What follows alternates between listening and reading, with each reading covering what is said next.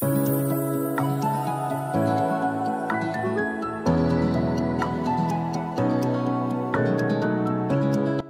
pasajeros de la máquina de la historia. Sean bienvenidos a un nuevo viaje por el tiempo. Te recomendamos suscribirte a nuestro canal y responder la pregunta al inicio de nuestros videos, así como buscar la maquinita escondida. Y si logras lo anterior, escribe tu respuesta a la pregunta, así como escribir logrado en los comentarios si encontraste la maquinita, para recibir un saludo en el siguiente video.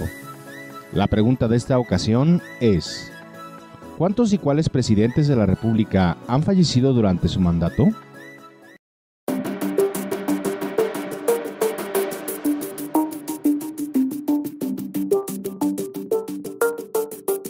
La década de los 80 marcó a México de distintas formas, todas ellas en un ambiente de incertidumbre y temor que determinó la forma de vida de los años 90 y principios de los años 2000.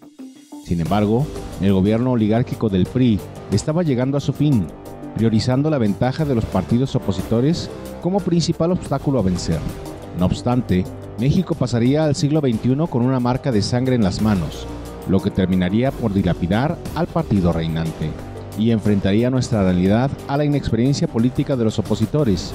Por eso, esta semana la máquina de la historia presenta El final de la oligarquía partidista, parte 1, solidaridad y zapatismo.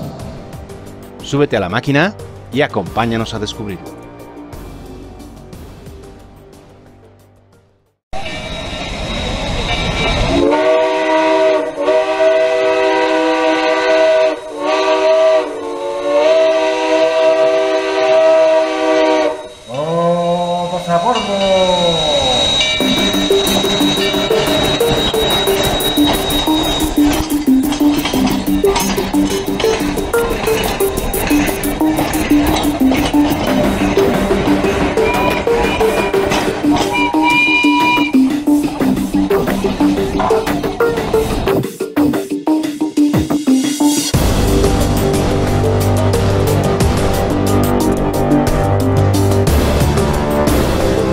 La Revolución Mexicana dejó tras de sí un legado de incertidumbre y autoritarismo, dejando en el poder a aquellos que representaban a las esferas sociales altas, en cuanto a aquellos cuyas luchas estaban centradas más en el pueblo y no en la política. Ellos pasaron a la historia como adornos adoptados por aquellos que los vencieron. El Partido Revolucionario Institucional tomó como estandartes a las figuras de Zapata, Villa, Ángeles y Montaño, entre muchos otros que fueron combatidos y abatidos por la fuerza política empoderada de los antiguos centralistas, los viejos conservadores, aquellos que durante años fueron los enemigos del Estado republicano. Ellos, con la bandera tricolor como rehén y con los ideales de los verdaderos revolucionarios, adoptaron la estafeta republicana, con el afán de enriquecer las arcas de aquellos que estaban en contra del populismo, del agrarismo y de la equidad de derecho. Mas tampoco hay que generalizar, no toda la cosecha estaba podrida. Algunos cuantos sabían que el nombre no hace al partido, sino las acciones en pro de los principios e ideales. Y el final del siglo XX fue sin duda el parteaguas en ese insignificante pero vital rubro de la vida política de nuestro país.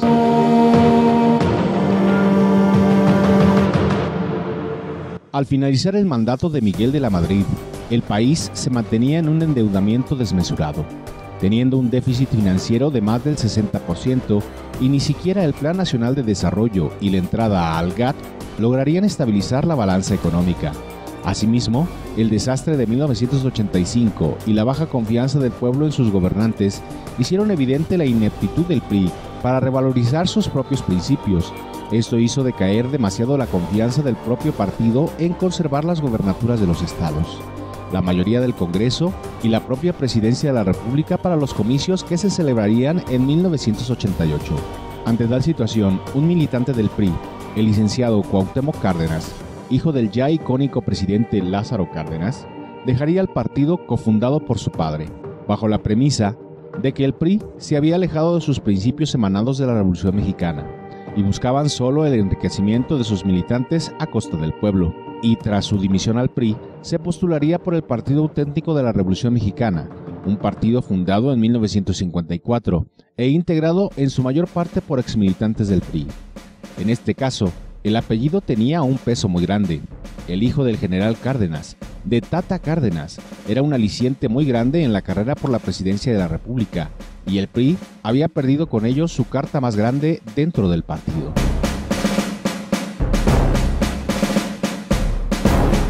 Por su parte, el presidente Miguel de la Madrid sabía que el futuro de México debía recaer en un economista.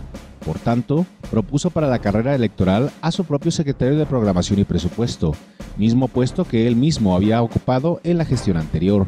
El nombre de su candidato era, por supuesto, Carlos Salinas de Gortari, hijo del político Raúl Salinas Lozano, y quien a su vez había aspirado a la presidencia de la República en los años 60. Como secretario de Programación y Presupuesto, Salinas tuvo oportunidad de trabajar de cerca en las decisiones económicas de la Madrid y, por supuesto, tuvo un papel importante en la planeación y puesta en marcha del Plan Nacional de Desarrollo.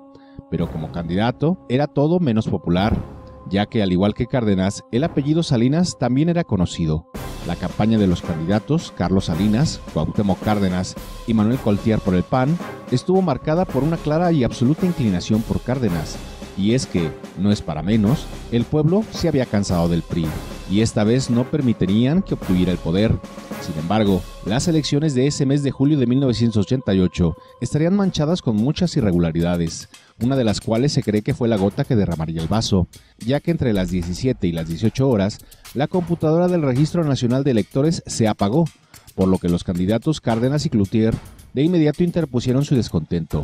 Para asombro de todos, Salinas no se unió a la protesta, por lo que el ardid del fraude electoral rondaba ya en el Congreso, quien se encargaba de calificar la elección.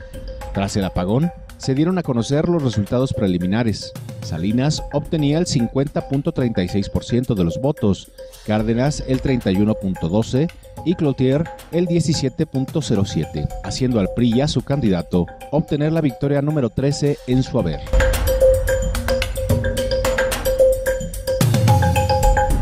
De inmediato, y tras rendir protesta como presidente de la República, Carlos Salinas se dirigió al pueblo. Sin duda, tuvo una política en la que no tuvo objeción de echar culpas a las gestiones anteriores, y prometió lograr que para el final de su sexenio las cosas mejorarían para la economía de los mexicanos. Sus discursos eran elocuentes y esperanzadores. Sabía hablar y por primera vez en décadas, los mexicanos creyeron que habría la posibilidad de que el PRI se redimiera.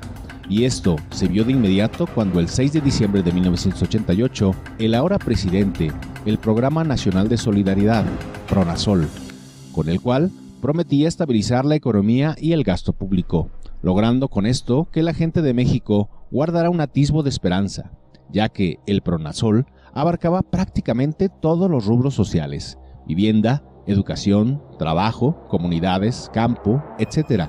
Con el PRONASOL, el PRI buscaba establecer un nuevo punto de partida, un borrón y cuenta nueva por enésima vez, y así conservar el poder de la oligarquía partidista.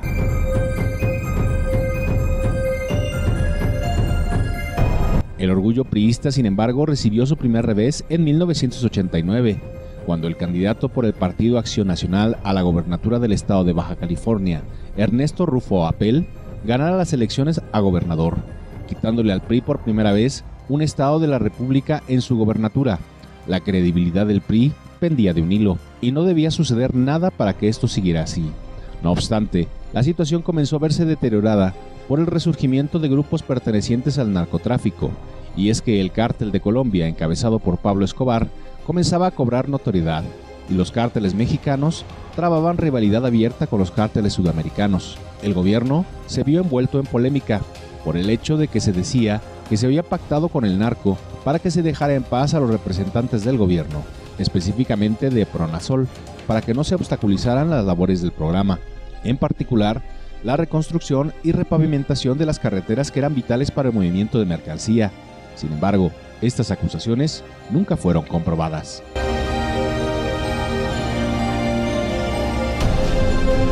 Económicamente, el gobierno de Salinas fue sin duda el más lucrativo de la historia de nuestro país, ya que se logró durante su sexenio la reducción de la deuda externa en un 63%, un logro increíble dadas las condiciones económicas de los anteriores sexenios. Continuó con el trabajo del ya extinto Plan Nacional de Desarrollo desde la Madrid, privatizando empresas de diversos giros comerciales, entre las cuales estaba Teléfonos de México, Telmex, que pasó a ser una empresa privada. Sin embargo, en retrospectiva, la venta de Telmex sí trajo algunos aspectos positivos, como el hecho de que México cuenta en la actualidad con uno de los sistemas de telecomunicaciones más modernos de Latinoamérica y está entre los mejores del mundo. Además de que el actual dueño de Telmex, Carlos Slim, figura entre los 10 millonarios con más fortuna del mundo. Asimismo, no solo las empresas se privatizaron, también tuvo que hacerlo la banca, con lo que las empresas extranjeras se hicieron cargo de bancos mexicanos, lo cual continúa hasta la actualidad. Por último, el mayor logro de la gestión salinista fue la puesta en práctica del Tratado de Libre Comercio o TLC entre México, Estados Unidos y Canadá, permitiendo el crecimiento del comercio entre estas tres naciones, abriendo mercados en los que México no tenía participación o esta era muy reducida.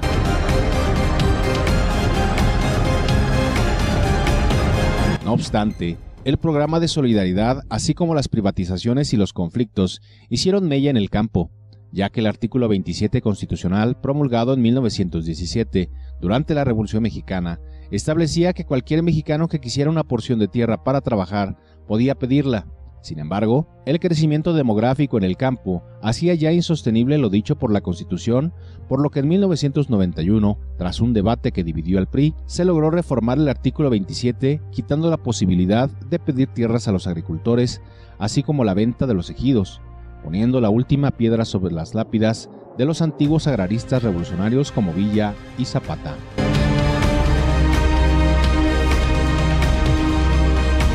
La economía crecía y peligraba al mismo tiempo, pero la solución del gobierno fue aprovechar la información mediática y, aprovechando que los mexicanos veían el Mundial de 1990, dio a conocer una promoción llamada El Pilón, con la ayuda de Televisa y diversas cadenas de autoservicio. La promoción consistía en obtener pegatinas o stickers holográficos, los cuales, al juntar un determinado número de estos, podían canjearse por distintos productos y servicios, así como descuentos. Durante varios meses se mantuvo esta promoción, nublando la vista de los mexicanos sobre los verdaderos planes del gobierno. El resultado de estas cortinas de humo se dio en 1993, cuando el gobierno comenzó a mediados del año anterior a promocionar los nuevos pesos, quitándole 3 ceros a la moneda. En ese momento la población solo manejaba una versión, la cual era que se haría esta modificación para generar comodidad en los precios y la compraventa de productos y servicios. Pero hoy sabemos que cuando la moneda pierde ceros es porque se avecina una devaluación y esta estrategia se realiza para que la banca no caiga en bancarrota. A partir de enero de 1993 comenzaron a utilizarse los nuevos pesos, monedas que usamos a la fecha de publicado este video.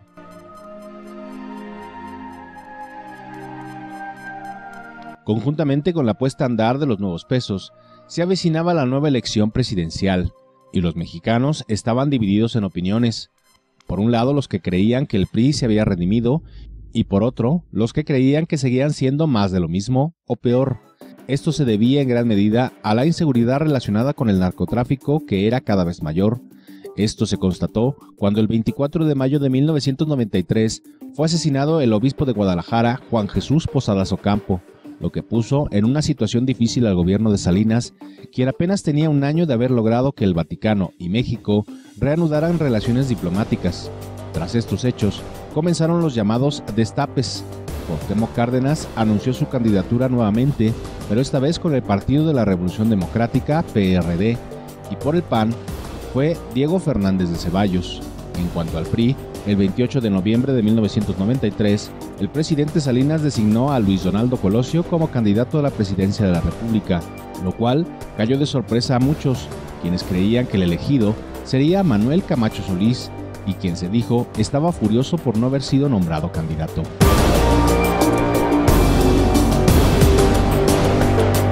En 1994 serían las elecciones y la expectativa por la transición o la continuidad estaban al tope. Sin embargo, mientras México festejaba por el Año Nuevo, en Chiapas se dio el levantamiento del Ejército Zapatista de Liberación Nacional, EZLN, exactamente el 1 de enero de 1994.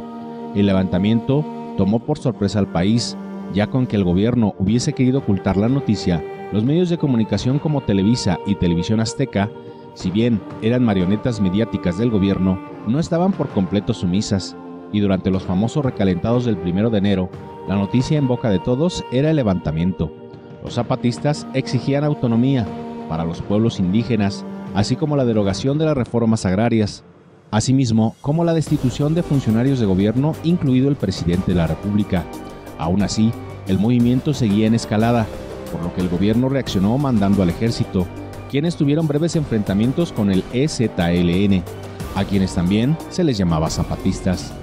Al no funcionar la estrategia, el gobierno designó a Manuel Camacho Solís como comisionado para la paz, lo que obviamente lo descartaba definitivamente para la carrera por la silla presidencial. El conflicto siguió activo y su dirigente, el subcomandante Marcos, no daría su brazo a torcer, y el movimiento sería un problema que heredarían las siguientes administraciones, ya que en la actualidad, a la fecha de subir este video, el EZLN sigue levantado en Chiapas.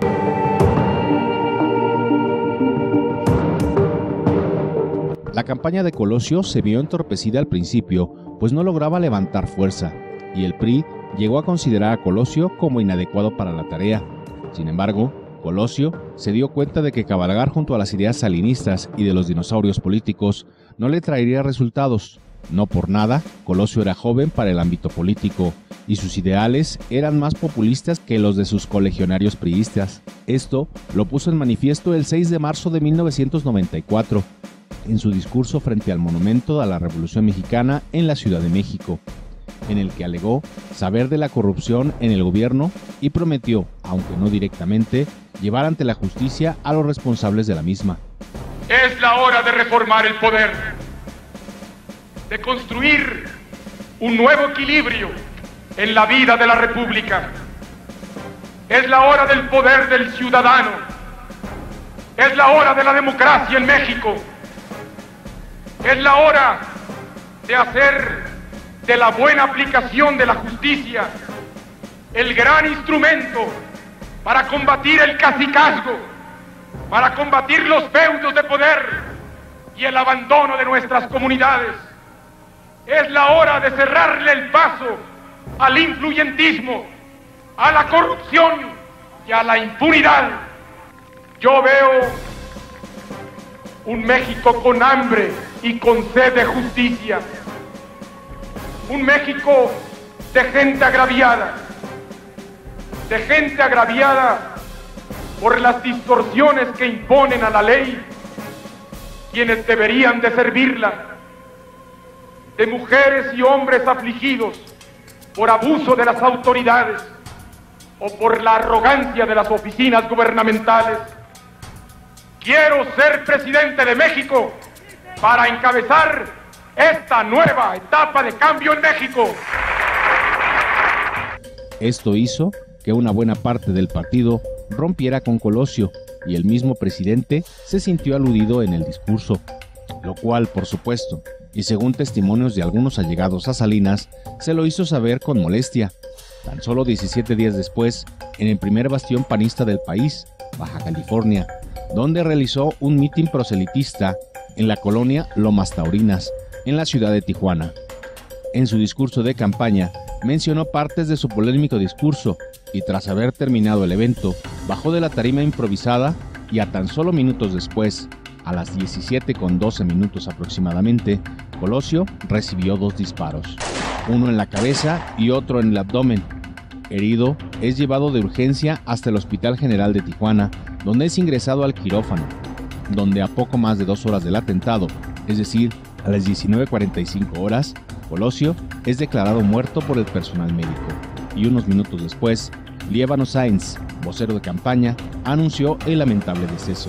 Con profunda pena, me permito informarles, el señor licenciado Luis Donaldo Colosio, candidato del Partido Revolucionario Institucional a la presidencia de la República, ha fallecido.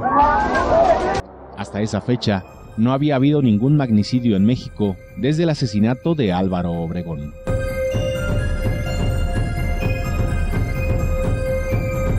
Tras el asesinato, surgieron teorías absurdas sobre un solo tirador en la persona de Mario Aburto Martínez, cuando la necropsia había revelado que las heridas de Colosio eran de distintos calibres, además de las irregularidades en la investigación.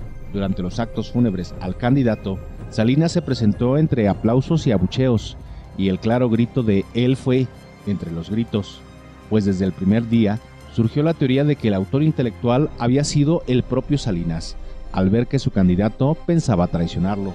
No obstante, nada le fue comprobado y Salinas eligió a Ernesto Zedillo Ponce de León como candidato suplente. La sombra del asesinato y la sangre de Colosio manchaban las últimas elecciones presidenciales del siglo y lo peor estaba por venir, pero eso lo veremos en el próximo video.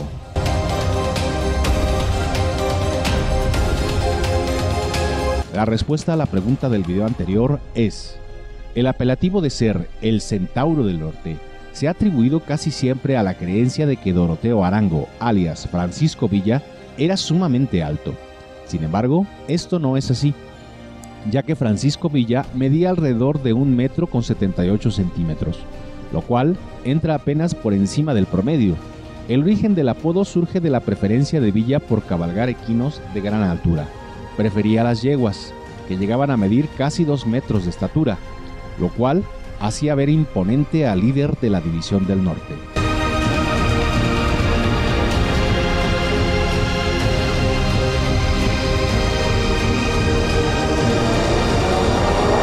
Gracias por seguirnos apoyando. Te invitamos a que visites y te suscribas a nuestros canales secundarios. Esperamos que este video te haya gustado y si es así, dale pulgar arriba. Con eso nos ayudas a que nuestro contenido llegue a más personas y nos apoyas para seguir creando contenido. También te invitamos a suscribirte, compartir en tus redes, así como seguirnos en las nuestras. Los enlaces se encuentran en la descripción del video. Dale a la campanita para recibir notificaciones de cuando subimos nuevos videos. Te agradecemos la paciencia y el apoyo que nos brindas. Estamos tratando de ser más constantes. Cada vez somos más a bordo de la máquina de la historia, así que no olvides acompañarnos. Por último, te decimos lo siguiente. Nos vemos en el camino de la máquina de la historia. ¡Hasta luego!